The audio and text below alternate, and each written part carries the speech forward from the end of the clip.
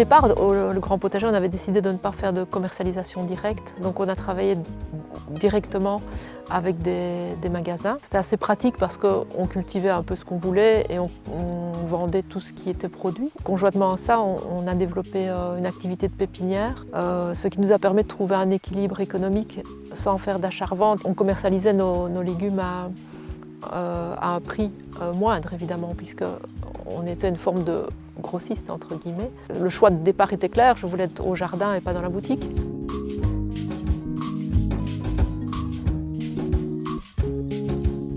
Puis petit à petit, on s'est dit qu'il y avait d'autres modèles qui méritaient d'être explorés et qui commençaient à faire leurs preuves. Je parle là de tout ce qui est modèle en agriculture soutenue par la communauté.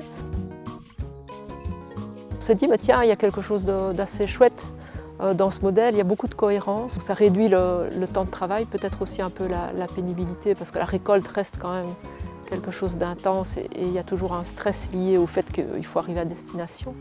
Et puis alors, ce qui est très touchant aujourd'hui, c'est que finalement, les mangeurs forment communauté.